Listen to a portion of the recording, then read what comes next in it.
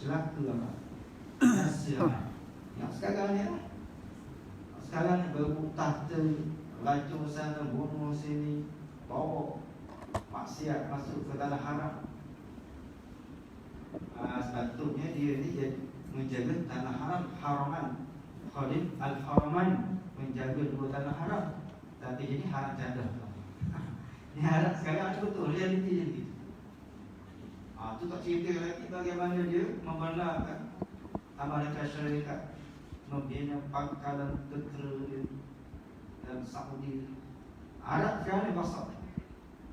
Jadi di sana Arab Quraisy yang ramai atau majoriti yang kita desain sahabat-sahabat Nabi, jadi mempunyai kelebihan.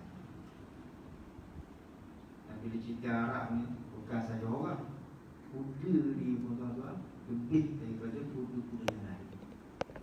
Saya sembang, tanyalah orang kuda dia tahu kan. Kalau kuda dia baka Arab, harganya cerita ratus-ratus ribu. Sebab Allah Alam lah, saya ni tak reti bab kuda ni, tapi adalah keistimewaan dia yang menyebabkan kalau sebut kuda baka Arab lah orang paling mahal sekali. Bukan orang yang terbaik. Orang yang terbaik of course Nabi kita sallallahu alaihi wasallam dari bangsa Arab. Kuda pun baka Arab ni mempunyai kelebihan. Nabi macam mana Allah Ta'ala takdirkan demikian. Baik. Ini cerita sebelum kita masuk perbincangan Sa'id bin Zaid radhiyallahu anhu. Baik, Sa'id bin Zaid ini, Sa'id bin Zaid bin Amr radhiyallahu anhu. Bapa beliau Zaid bin Amr merupakan salah seorang daripada 5 orang yang ketika itu sebelum lahirnya Nabi kita Muhammad sallallahu alaihi wasallam, yang boleh membaca dan juga boleh mengkaji dalam kitab Taurat dan juga Injil. Dia boleh baca kitab Taurat dan juga Injil. Ini bapa kepada Sa'id, iaitu Zaid bin Amr. Dan dia kaji mencari tanda Nabi akhir zaman. Ini kisah bagaimana bapa Sa'id ini, iaitu Zaid bin Amr. Selain daripada Waraqah bin Naufal, selain daripada Umaymah bin Abdul Muttalib, mak saudara Nabi. Jadi dia ada 5 orang ketika itu, zaman tu yang boleh membaca, kira hebatlah tuan-tuan. Orang Arab ni terkenal dengan ketika itu buta huruf. Jadi 5 orang ni salah seorang yang termasuk bapa. Dan dipendekkan cerita, bapa beliau ini pernah berdoa di akhir hayat, berdoa supaya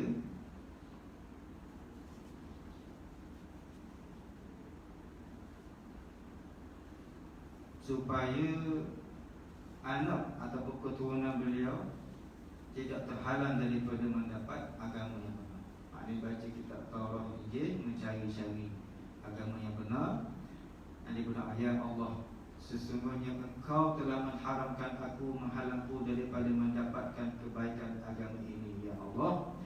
Maka ya Allah, janganlah sampai anak aku juga terhalang daripada mendapat agama yang benar. Dan Allah Ta'ala takdirkan anak beliau, iaitu Sa'id bin Zaid, beriman kepada Rasulullah sallallahu alaihi wasallam dan merupakan antara dan awal-awal menyambut seruan dakwah Nabi sallallahu alaihi wasallam.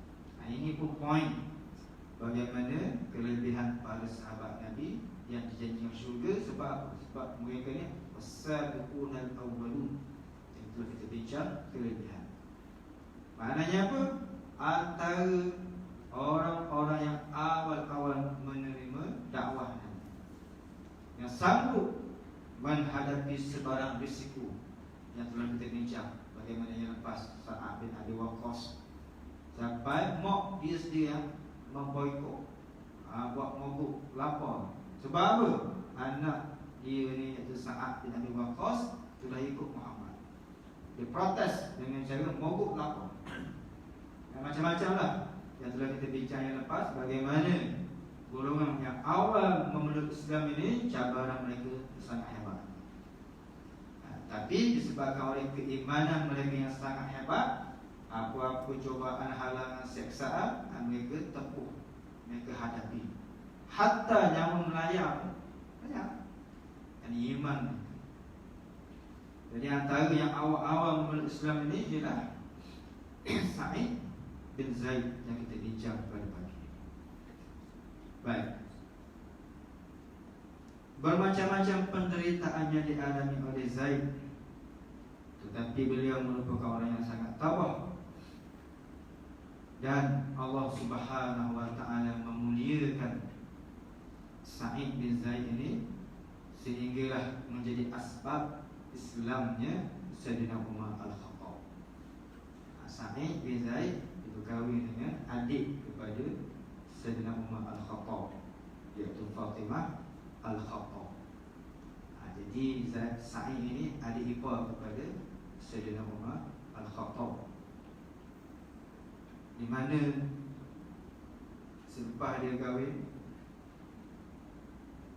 isterinya iaitu Fatimah pun turut sama beriman.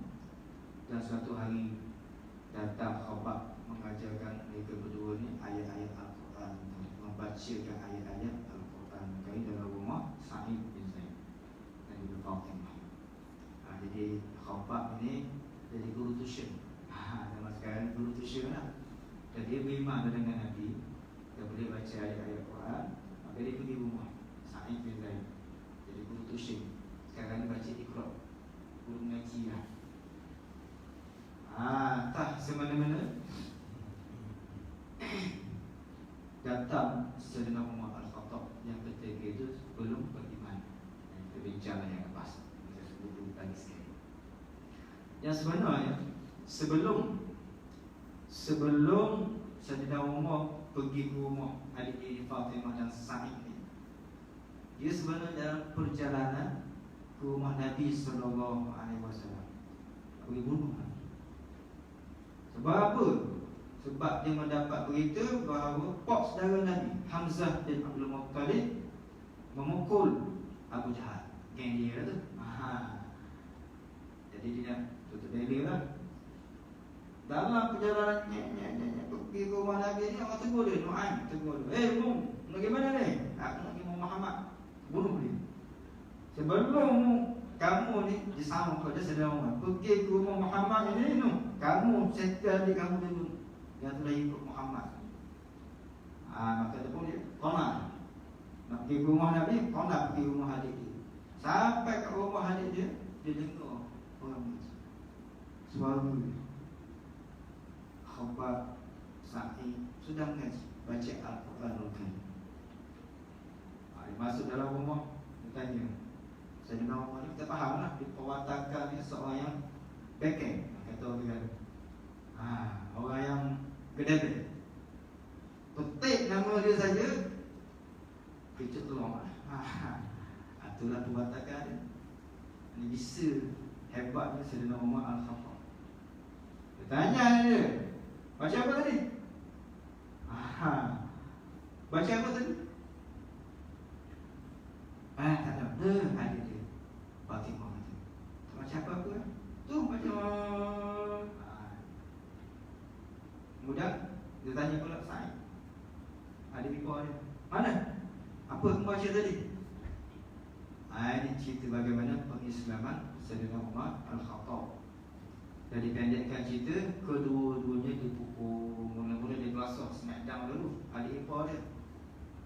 Lepas tu adik dia Fatimah sekak dia berhalang, janganlah abang apa ni pukul suami saya ni, janganlah pok kena juga.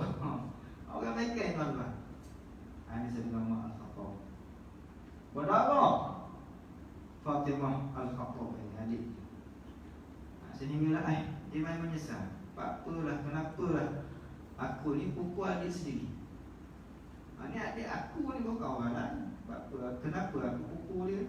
Mari penyesalan.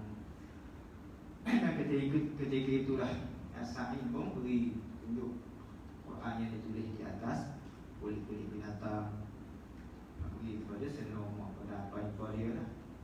Tiba-tiba dihalang oleh hadisnya.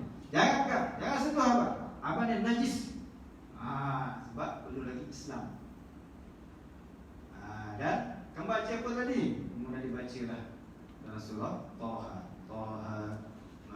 Bila dengar ayat tuan, cair, lembut hati Sayyidina Al-Khattab. Dan lepas daripada itu nada dia mudah lembut, terselu. Kemudian keluarlah Khabbab ibn Al-Arab bersembunyi tadi. Dengar Sayyidina Umar tuan-tuan. Mahu tak sembunyi. Kalau tak kena smackdown habis, tak pasal-pasal. Jadi Khabbab yang jadi guru tuition tadi tu, bahkan orang muda sekali yang lagi daripada Sayyidina Umar. Dengar Umar, sembunyi. Tapi bila Umar diperdengarkan ayat di awal surah Taha anzalna 'alaikal Qur'ana litashqa al-ayat, hati Sayyidina Umar pun jadi lembut. Dan ketika itulah keluar Khabbab ibn Arab. Dan diteringat dia menyatakan bahawa Nabi pernah berdoa, Allahumma a'izzal Islam di ahadi umarain. Ya Allah, perkuatkanlah Islam ini dengan salah seorang Umar, sama ada Umar Al-Khattab ataupun Amr bin Abu Jahal, Amr bin Hisham. Abu Jahal ni nama beliau. Siapa yang beri? Nabi yang beri. Nabi kata tu Abu Jahal sebab apa? Lawan kepada Abu Hakam. Nama sebenarnya Amr bin Hisham. Tapi di kalangan mereka pokok kafir Quraisy ni orang hebat. Dipanggil Abul Hakam, bapa bijak. Tapi Nabi beri gelar Abu Jahal, bapa bodoh. Itu kisah Abu Jahal. Guru ni hebat, orang hebat. Sehingga Nabi berdoa, Nabi sebut dalam doa dua orang. Dan Nabi minta salah seorang daripada kedua ini menerima hidayah, beriman, supaya menguatkan Islam, menguatkan dakwah Islam.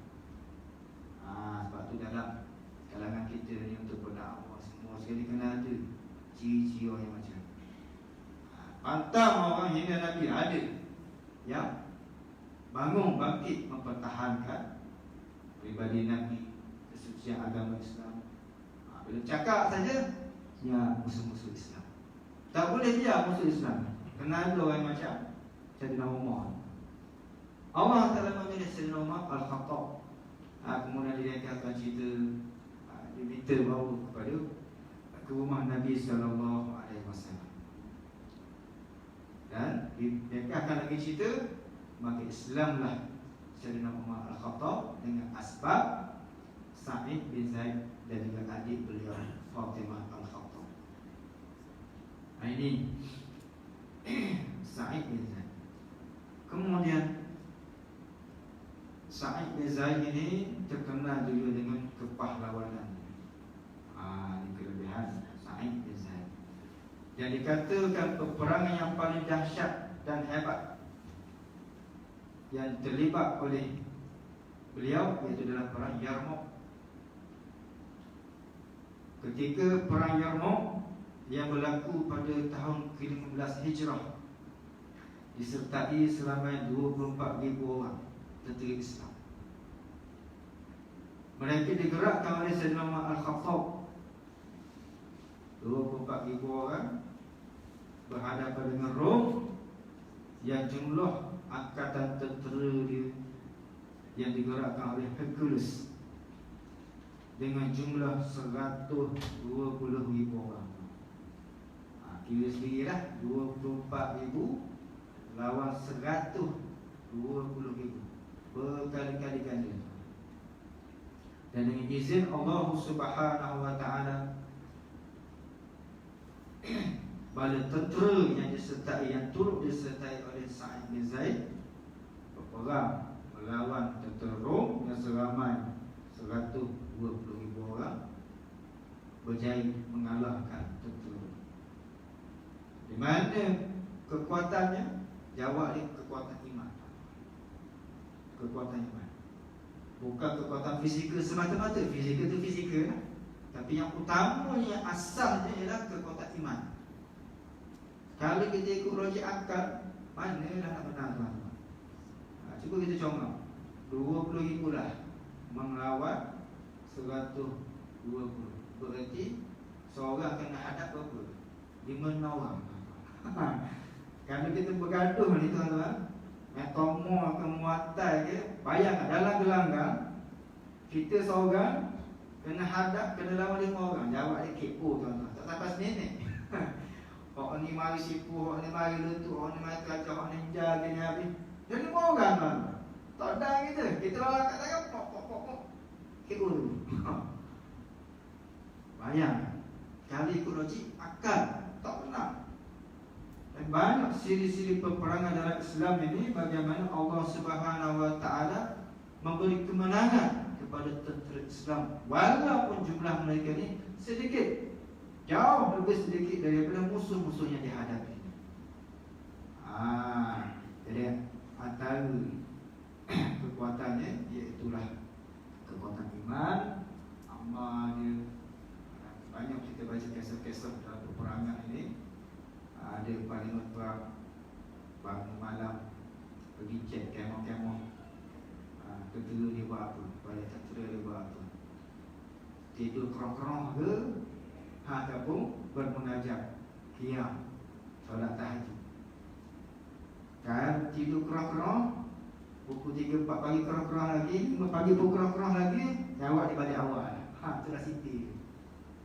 Malah dia nak pergi perang, dicari orang yang dekat dengan Allah Subhanahu Wa Taala, lantaran iman yang kuat. Kalau subuh pun kerong-kerong lagi, balik awal.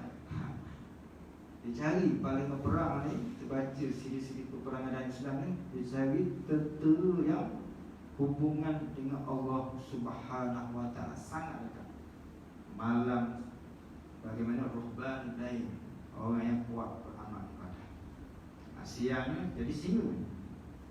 Malam sibuk dengan amal ibadah. Kalau kita semua kan pada awal termasuklah saya tuan-tuan. Tapi nak cerita ya bagaimana dalam sejarah Islam tentera yang dekat dengan Allah Subhanahu Wa Taala, inilah ciri yang paling utama akan diberi pertolongan oleh Allah, sehingga dapat mengalahkan jumlah musuh yang jauh lebih besar daripada mereka. Cuba kita cek peperangan dengan sikit-sikit pemenang ni lagu mana? Tentera-tentera. Dan zaman kita sekarang ni, kita dapat lihat bagaimana tentera-tentera Hamas yang berperang dengan Yahudi Zionis. Mereka ni lah barangkali apa yang kita bincang ni masih kita dapat di zaman kita. Kita baca kisah-kisah mereka ni, fizikal dia, tentera dia kadang-kadang kecil macam saya ni dia. Hamas ni, bila operasi dia tutup habis, nampak mata dia dengan sebelah dia tu kan. Tujuannya apa? Tak nak riau, tak nak menuju. Zaman sekarang ni anak tu saja lah. Kalau ada apa ambil gambar viral, ini orang kapal aku ni, Hamas ni, takut riau. Selain daripada untuk keselamatan, mereka tuan-tuan, subhanallah, syarat utama dia hafal Quran, salat tertinggal berjemaah, ciri-ciri. Kesenang tak nak jadi Hamas ni. Lagi Al-Qassam, ni elit, skuad elit. Kalau kita komando lah, lagi Al-Qassam, darat boleh, dalam tanah boleh, dalam boleh berlaku tuan-tuan. Ini hebat. Yang hak terlepas baru ni tu, saya baca salah seorang dia ni. Tak boleh imagine bagaimana lubang sikit kan, dia korek macam mana tu, boleh melepaskan diri daripada penjara Israel. Malu Israel tu. Padahal dia ni terkenal dengan teknologi lah, apalah, menjadi hasil lolos macam tu saja. Tapi sedihlah, bila dia tangkap semula tu dengan cerita buku dahsyat. Ada tu yang kena kaki dia dipatahkan, kemudian digantung kaki yang patuh itu, kaki ke atas, kepala ke bawah. Kita dengar tu ngeri kan. Tapi disebabkan iman, Allah Ta'ala beri pertolongan. Banyak kisah-kisah yang kita baca, mereka yang dekat dengan Allah Subhanahu Wa Ta'ala, walaupun terdengar ngeri saja menakutkan, adalah pertolongan daripada Allah Subhanahu Wa Ta'ala. Antaranya kita baca kisah dikurung dalam perjalanan bersama-sama dengan anjing-anjing yang lapar. Yang tujuan anjing itu memakan. Daripada setengah tu Allah Ta'ala pelihara. Bayangkan anjing yang dibiarkan lapar ni masuk dalam penjara kita, logik akalnya habislah kita. Setengah tu Allah Ta'ala pelihara. Masuk anjing, malam-malam ada keluar penjara. Cek balik, tak terjadi apa-apa. Ini antara bentuk pertolongan Allah Subhanahu. Allah Ta'ala boleh buat berlaku. Kalau ikut belajar akan habis. Jadi itulah, kita nak cerita bagaimana kekuatan tentera Islam dalam perang Yarmouk yang turut disertai oleh Sa'id bin Zaid berjaya mengalahkan tentera Rom yang menjadi kuasa besar dunia pada ketika itu, Rom dan juga Parsi. Di mana kedua-dua kuasa besar ini jatuh di seketika zaman Sayyidina Umar Al-Khattab radhiyallahu anhu. Dan Sa'id bin Zaid ini, dia punya panjang, dia punya umur dia, usia dia, dan beliau sempat menyaksikan satu persatu pembukaan kota demi kota selepas daripada perang Yarmouk. Dan sebelum daripada itu beliau pun terlibat antara dalam perang Badar. Semua dalam perang Badar. Bila dia dah pergi ke medan Badar, perang dah habis. Tetapi tetap diberi kelebihan dan beri harta rampasan perang. Sebab apa? Sebab ketika berlakunya perang Badar, patutnya Sa'id bin Zaid turut serta lah. Tetapi Nabi SAW menugaskan Sa'id ini menjadi spy. Pengintip, maknanya tak terlibat sama direct lah dalam perang Badar. Jadi pengintip, jadi spy, maknanya tak bersama-sama dengan tentera Badar lah. Selama 313 orang. Jadi spy kepada kafilah Quraisy Arab. Jadi spy, tengok mana pergerakan semua sekali. Bila dia habis spy kerja dia tu, operasi dia ni, dia balik ke medan Badar, habislah perang, tamat. Walaupun demikian, Sa'id bin Zaid ini mendapat kelebihan juga dari ahli Badar. Baik. Umur dia panjang sehingga sempat hidup di zaman Bani Umayyah. Bani Umayyah ni selepas daripada Khulafaur Rasyidin, kemudian yang kelima yang seterusnya tu Bani Umayyah.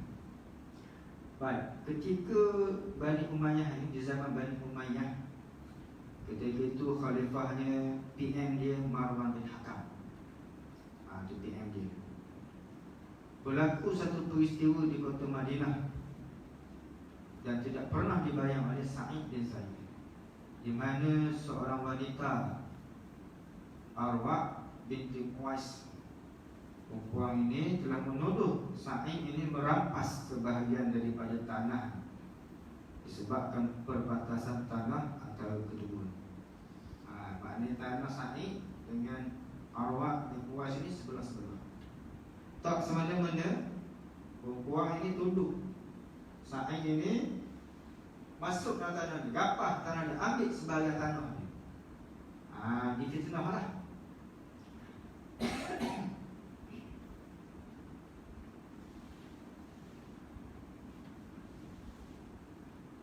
Dia pun sebutlah, Sa'id ambil tanah aku, Sa'id masuk tanah aku. Kalau di kampung dia panggil dia alih batu perangkap. Ini contoh batu perangkap sini. Tanah dia belah ni, dia nak luar lagi dia alih. Ni style orang panggil apa?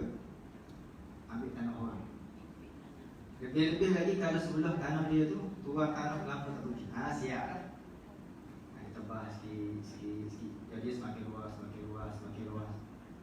tu yang berlaku kepada Sa'id bin Zaid. Ada calang sehingga diadukan kepada Khalifah Marwan bin Hakam. Kemudian bila dengar Sa'id bin Zaid, dia sahabat Nabi ni, Khalifah tak percaya. Tapi disebab ada report, maka disiasat, menyiasat dan mengumpulkan kumpulan petugas untuk menyiasat kes tersebut. Dan perkara ini sangat menyedihkan Sa'id bin Zaid. Sebab apa? Beliau telah difitnah dan telah rasa terhina. Lalu kata Sa'id bin Zaid, mereka semua telah melihat bahawa aku telah menzaliminya. Bagaimana aku sanggup menzalimi perempuan itu sedangkan aku juga pernah mendengar Rasulullah SAW bersabda yang maksudnya, ini kata Sa'id bin Zaid, lagu manalah aku nak buat sedangkan Nabi SAW pernah berkata, sesiapa yang telah mengambil hak tanah orang lain sejengkal syibra, bukan sekaki, bukan semeter, bukan 1 ekar, sejengkal sahaja, Nabi kata, dengan cara yang zalim, maknanya merampas tanah orang. Bagaimana yang didakwa oleh perempuan tadi tu kepada Sa'id bin Zaid. Kata Sa'id, macam manalah aku nak buat sedangkan Nabi SAW bersabda, sejengkal saja tanah orang kita ambil dengan cara yang zalim, maka Allah Subhanahu wa ta'ala akan timpakan kepadanya 7 pertanda. Allah Ta'ala melakukan leher orang yang tanah orang ni 7 lapis tanah pertanda. Ini azab yang sangat menggerungkan kita kepada orang yang mencuri hak orang, mengambil tanah orang, mencari yang salah, mencari yang salah. Ini banyak berlaku di kampung-kampung lah. Termasuklah tanah arwah ayah saya sendiri. Tak tahulah nak berubah orang kampung bukan senang. Sebab dia jadi macam habit gitu. Orang kampung di bahagian tanah orang utara banyak segelum. Tanah dia tengah-tengah. Ayah saya belah ni, yang belah ni. Sepatutnya sama luah. Bila tanah pokok dia 5 bagi, kita pun 4 tu. Yang ni pun sama je. Cek, memang perluasan dia lain. Wallahu a'lam. Bila masa dia buat kerja pun tak tahu lah. Memang keadaan bagilah. Ada spetok. Tiba-tiba dia saja luar. Orang lain sikit kiri kanan dia. Tak apalah, kita buat tak nampak je lah. Rezeki Allah Ta'ala jamin lah kan. Halal je lah. Kalau baca ada ni takut tu apa. Yang kata banyak, cukup sejengkal saja kita ambil tanah orang, Allah Ta'ala akan membelenggu leher kita dengan 7 lapis perkara bumi. Ni pada orang yang ambil tanah orang secara zalim. Macam-macam lah cara dia tuan-tuan. Dalam kita sekarang kita dengar cerita sebab tanah ni berbunuh, bergaduh. Berbunuh pun ada, bertekak pun ada tanah. Sebab tanah. Sebab apa? Boleh buat belaka. Nak ada batu peranggang kan, batu sempadan tu boleh hajak belaka. Sebab saya bagi batu peranggang dia bagi. Batu sempadan. Bahasa standard dia tu. Boleh hajak dengan pejabat tanah lah apa, boleh buat belaka tuan-tuan. Jadi ada fulus. Betul lah arwah Ustaz Ismail kamu sebut zaman kita ni fulus. Ada fulus lulus, tak ada fulus pergi mampus. Ni benda kita. Sekarang ni ada fulus ni boleh buat belaka tuan-tuan. Geram tak mana-mana boleh hajak tuan-tuan. Daripada nama sekali boleh hajak. Tengah tengok nama orang lain dah. Padahal tanah tu itu, tanah arwah ayah itu. Pergi pejabat dah berubah dah. Pada zaman kita sekarang tengok ni. Sebab dah bunuh dah, fulus. Wallahu a'lam ala kemana juga kerja Allah. Kita betul ni tak berani nak dia orang. Sama sekarang tak kira. Atas gerah tu mana-mana ada. Kita tahu dah. Tok kita wasiat ni tanam ni pergi berjat tanam nama orang lain. Ini berlaku zaman kita. Jadi ingat bagaimana Sa'id bin Zaid ini menjadi pengajaran kepada kita. Jangan sekali-kali kita mengambil tanah orang. Berat sangat dia punya azab dia. Kata Sa'id, takkanlah aku nak buat. Kemudian dia berdoa kepada Allah Subhanahu Wa Taala. Ya Allah, jangan main doa orang yang soleh. Sebab di dalam kita, mulut kita ni jadi mulut buruk. Mulut berus. Nak cakap ikut sedap mulut kita saja. Nak khabar daripada mufti, nak kata ulama. Sekarang lagi lah mulut kutuk ni dalam apa ni, media sosial ni, dalam FB lah apa. Terkejut lah kita baca tentang apa ni, Dr. Zul, senator kita tu, bekas menteri, bekas mufti. Orang yang baik macam tu pun ada lagi orang kutuk. Yang terbaru saya baca, baru ni dia post, saya apa ni, friend dengan Facebook, post naik flight ekonomi balik kampung, balik Terengganu. Lepas tu ada orang komen lah sini, masa menteri nak jet di sini Dr. Zul. Bila tak jadi menteri, naik ekonomi di sini. Kesah dia naik jet, kemudian dia pun kurai lah. Dan sebelum dia baru dah terang lah, naik jet di Riyadh, kalau tak salah saya lah dia cerita, di Riyadh pergi ke Madinah, itulah. Maknanya daripada Malaysia ni naik flight biasa lah, urusan kerajaan. Dia nak bincang berkaitan dengan umrah ni lah. Maknanya bukan peribadi. Sampai di Arab tu, Tok Arab dia kenal Dr. Zul. Dia suka pada Dr. Zul sebab apa? Dia alumni Universiti Madinah. Sampai Dr. Zul pergi Madinah, Universiti Madinah, dia kata bukannya datang ke Universiti Madinah tapi balik sebab tempat dia belajar tu. Dr. Zul sampai dengan Arab, dengan Madinah tu, Gajah Arab ni menjemput Dr. Zul ni sebagai tetamu khas dalam kerajaan dan sebagai penghargaan. Dia rasa bangga. Bekas kerajaan Universiti Madinah jadi menteri, nak berhubungan dengan dia. Jadi penghargaan. Maka dia minta, dia jemput naik jet pribadi untuk itulah. Itu kisah dia. Orang duduk kutuk, dia pun sejelas ni. Bukanlah guna duit kerajaan, duit orang lain, bukan. Tu gaji Arab yang sponsor. Saya pun baru je lah. Ini zaman kita. Jangan sekali-kali kita terlepas cakap, tengok orang lah. Kalau kita rasa dia ni lebih daripada kita hormat lah. Mahu tak lebih tu apa Dr. Zul ni. Kita baca, saya follow dia punya penulisan, sangat seronok tuan-tuan. Kagum saya. Barangkali dalam Malaysia ni ada 3-4 kelas lagi lah. Selain daripada yang tok-tok guru yang tua-tua ni, kata yang tengah apa ni, yang tengah aktif sekarang ni, yang sealim, sepakir beliau. Dia buat biografi dia kan. Dia boleh cerita dalam kisah masa di sekolah menengah, peristiwa-peristiwa dia masa dia belajar. Syekh dia sorang-sorang. Lepas tu dia belajar apa daripada syekh tu, kagum gitu. Maknanya semua dia hafal, dia ingat tuan-tuan. Ingatan dia luar biasa. Bukan saya fanatik, tapi kita buat perbandingan. Nak banding dengan kita jauh lah tuan-tuan. Cikgu sekolah rendah pun tak ingat. Dia ingat habis tuan. Bukan dia Tok Guru, nama kitab. Tok Guru dia hajar. Siap beritahu tiang Masjid Nabawi tu kat mana ni, tiang ni syekh ni, syekh ni ada berburu. Oh hebat. Ni level kita bagi otak komputer. Ingat berburu. Jadi kena ingat, Sa'id bin Zaid setelah dia tengah, dia berdoa, ya Allah, sesungguhnya dia telah menuduh bahawa aku telah menzaliminya. Ambil tanah. Dia doa kepada si perempuan yang tuduh dia. Sekiranya dia adalah seorang tuan dusta, ya Allah, engkau butakanlah mata dan jatuhkanlah dia dalam perigi di kawasan tanahnya tempat dia menuduh.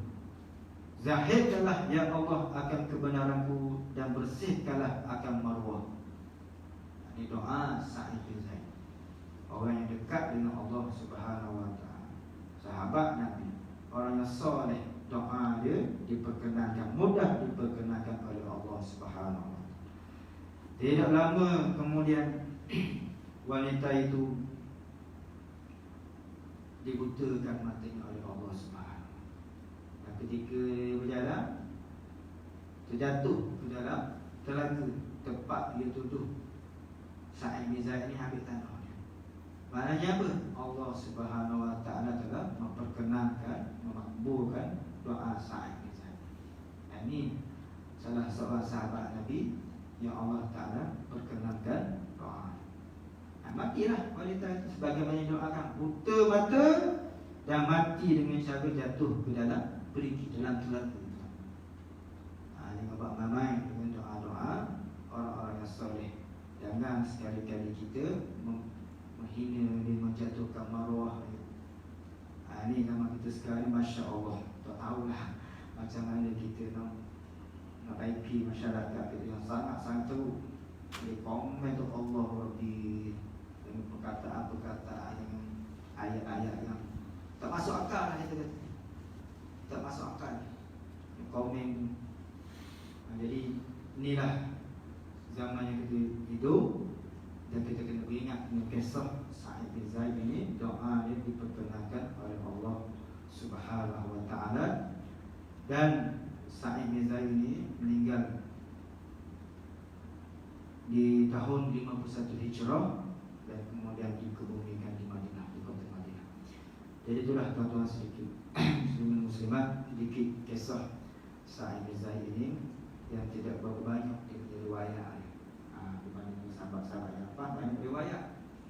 Jadi tak ada riwayatnya, kita tak boleh goreng lah. Walaupun kita bercerita tentang kisah, tapi mesti ada sandaran, iaitu daripada riwayat-riwayat yang tu yang paling sah, riwayat yang paling betul. Jadi sekali itulah, mudah-mudahan sedikit sebanyak kisah Sa'id bin Zaid ini yang sangat hebat, yang doanya diperkenankan oleh Allah Subhanahu wa taala dan dijanjikan oleh syurga oleh Allah Subhanahu wa taala lantaran keimanan yang sangat hebat. Jadi insya-Allah kita jumpa lagi di masa yang lain. Wallahu a'lam. Bismillahirrahmanirrahim. Alhamdulillahirabbil alamin wassalatu